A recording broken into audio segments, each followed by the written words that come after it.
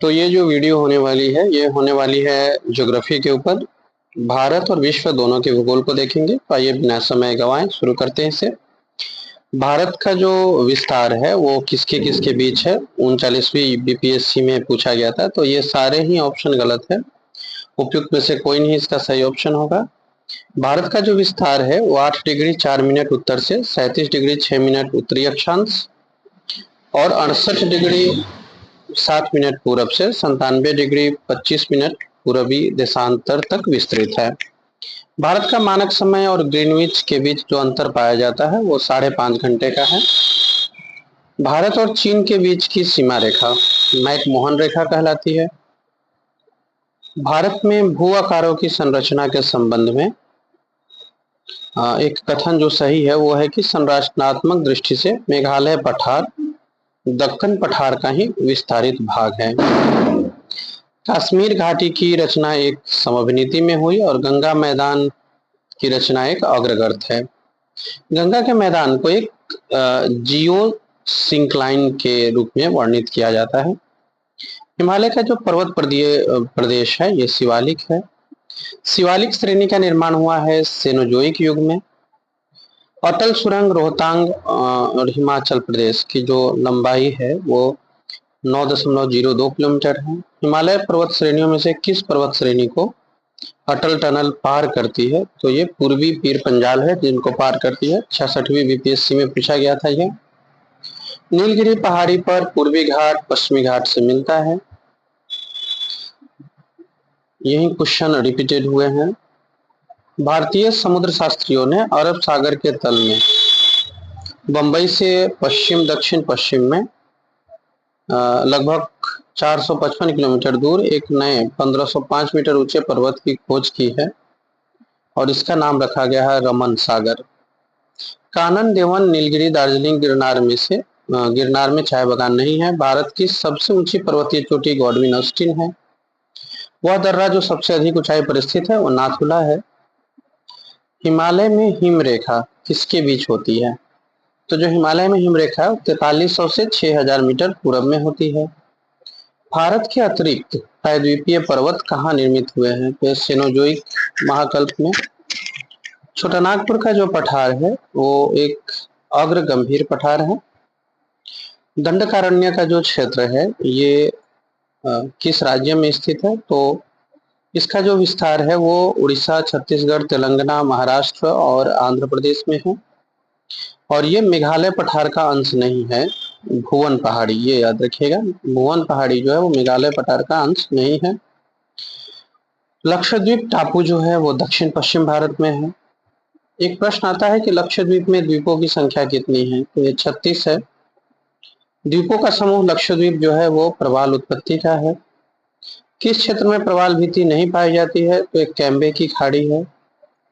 विदर्भ जो कि एक प्रादेशिक नाम है भारत में और ये अंग है महाराष्ट्र का।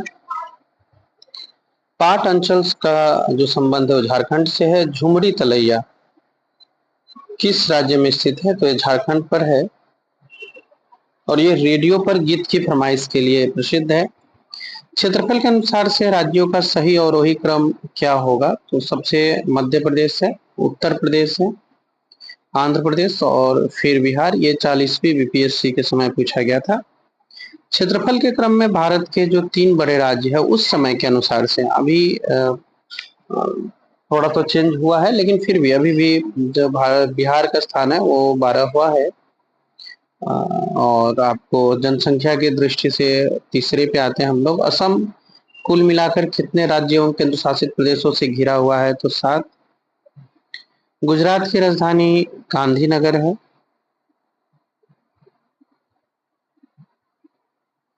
राजस्थान की राजधानी जयपुर है। दक्षिण भारत में द्रविड़ियन प्रजाति मुख्य रूप से संकेंद्रित पाई जाती है। महाराष्ट्र, छत्तीसगढ़, हरियाणा और कर्नाटक में से इस राज्य में जनजातीय समुदाय नहीं है। किसमें? तो हरियाणा में जनजातीय समुदाय नहीं है।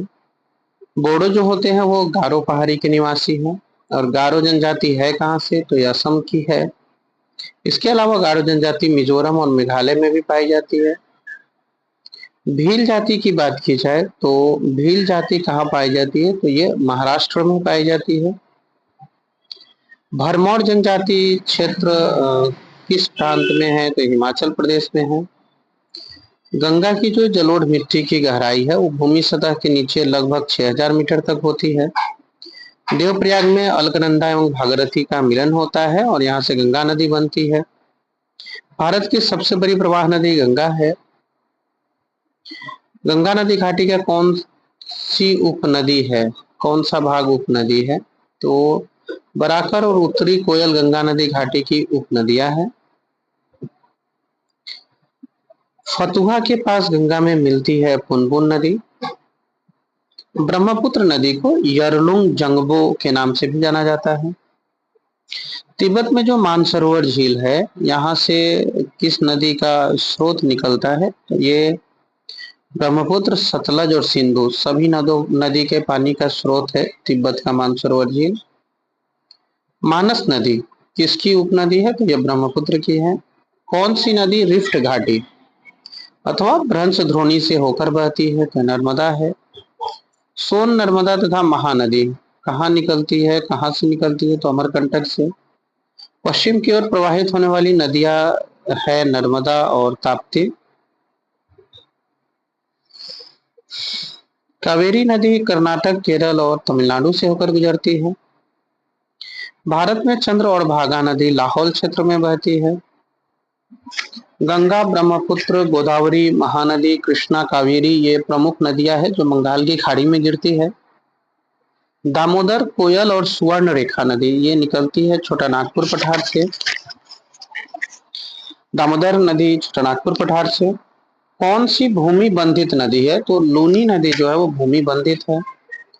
कोसी नदी बिहार का शोक कहलाता है। सोन, गंडक, कोशी और गंगा में सबसे अधिक जो नदी पथ का परिवर्तन करता है कोसी नदी है। त्रिवेणी नहर जो है इसमें गंडक नदी से पानी आती है और ये गंडक नदी के ऊपर ही स्थित है। इसी तरह से गंगा नदी के किनारे बसा हुआ जो सबसे बड़ा शहर है वो कानपुर है। बहुत इंपॉर्टेंट क्वेश्चन है ये। उत्तर काशी जो है ये गंगा नदी के किनारे स्थित नहीं है, याद रखिएगा। कश्मीर में पहलगाम लिदर नदी के किनारे बसा है। कुंडू जलप्रपात सुवर्णरेखा नदी पर स्थित है। किस नदी पर शिव समुद्रम जलप्रपात अवस्थित है, तो कावेरी नदी पर। निम्नलिखित में से कौन सी एक मीठे पानी की झील है, चिल्का, सांभर, गुलर और लोकटक, तो इसका सही होगा चिल्का और लोकटक दोनों ही मीठे पानी की झील है। बिहार के किस जिले में तेल्हाड़ कुंड जलप्रपात है, तो ये कैमूर में है। कांवर झील जो है एशिया की सबसे बड़ी ताजे पानी की गोखुर झील है। दिल्ली, मुंबई, लेह और बेंगलुरु में से सबसे सूखा स्थान लेह है। भारतीय मानसून मौसमी विस्थापन से इंगित होता है, इसका क्या कारण है, तो स्थल तथा समुद्र का विभेदित तापन। अमृतसर एवं शिमला लगभग एक ही अक्षांश पर स्थित है लेकिन उनकी जलवायु में भिन्नता है, इसका क्या कारण है, तो उनकी ऊंचाई में अंतर। मानसून का जो निवर्तन होता है वो साफ आकाश से होता है। राजस्थान में बहुत कम वर्षा होती है क्योंकि हवाएं किसी प्रकार की बाधा को पार नहीं करती। कोपेन के जलवायु वर्गीकरण के अनुसार उत्तरी बिहार किस जलवायु द्वारा संकेतक से प्रदर्शित की जाती है, तो CWG। भारत की सर्वाधिक वर्षा मुख्यतः प्राप्त होती है दक्षिण पश्चिम मानसून से। चेरापूंजी जो है वो मेघालय राज्य में स्थित है। इस राज्य में जाड़े के मौसम में बारिश मिलती है तमिलनाडु में। सही सुमेलन बताना है, जैसे बाढ़ के लिए उत्तर प्रदेश और बिहार सही है ये। इसी प्रकार भूकंप के लिए मेघालय का गिरिपात क्षेत्र ये भी सही है। चक्रवात झारखंड और उड़ीसा और सूखा जो है वो मध्य पूर्वी भारत। रेगुड़ किसका नाम है, तो रेगुड़ जो है वो काली मिट्टी का नाम है और ये सबसे अधिक पाई जाती है महाराष्ट्र में। करेवा जो है वो केसर की खेती के लिए प्रसिद्ध है, जम्मू कश्मीर में पाई जाती है ये। निम्नलिखित मिट्टी नदियों द्वारा निर्मित होती है, तो जलोढ़ मिट्टी है वो। गंगा के मैदान की पुरानी कछारी मिट्टी बांगर कहलाती है। दोमट्टी मिट्टी में मिट्टी का कौन सा कण मिलता है? तो बालू, चिकनाकड़ और गाद मिलता है। करेवास मृत्तिका जो जाफरान के उत्पादन के लिए उपयोगी है, कश्मीर हिमालय में पाई जाती है। पौधे को सबसे अधिक पानी चिकनी मिट्टी में मिलता है। मिट्टी अपरदन रोक सकते हैं हम लोग वन आरोपण द्वारा। भारत में किस राज्य का सर्वाधिक क्षेत्र घने पतझड़ वाले क्षेत्र से घिरा है? तो मध्य प्रदेश है। मिजोरम में सबसे अधिक वन क्षेत्र पाया जाता है। पट्टी सीमा परियोजना नदियों के एकीकरण से जुड़ा हुआ है, कृष्णा और गोदावरी के। भारत की सिंचाई क्षमता का सर्वाधिक भाग पूरा होता है लघु परियोजना से। सारण सिंचाई नहर गंडक से निकलती है। निम्नलिखित नहर प्रणाली से बिहार के क्षेत्र में सिंचाई होती है, तो ये त्रिवेणी नहर है। भाखड़ा नांगल एक संयुक्त परियोजना है हरियाणा, पंजाब, राजस्थान की, और ये बनाया गया है सतलज नदी के ऊपर। मयूरकाशी, मत्स्यकुंड, पल्लीवसार और शिव समुद्रम में से भारत का सबसे पुराना जल शक्ति उत्पादन केंद्र शिव समुद्रम है। नागार्जुन सागर बहुउद्देशीय परियोजना नदी कृष्णा नदी पर स्थित है। हीराकुंड बांध महानदी पर बनाए गए हैं। मैथान, बेल पहाड़ी एवं तिलैया बांध जो है वो बराकर नदी पर बनाए गए हैं।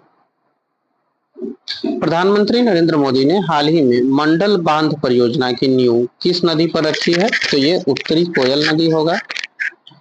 कृषि में युग्म पैदावार का आशय डैश को उगाने से है, तो इसका मतलब है अलग अलग मौसम पर दो अलग अलग फसल को उगाने से है। 1 हेक्टेयर से कम जो कृषि भूमि जोत होता है वो सीमांत किसान कहलाते हैं। कौन सा एक 20वीं शताब्दी के 8वें दशक के अंतिम दौर की हरित क्रांति का सबसे उचित वर्णन करता है? तो ये उपज उच्च उपज था।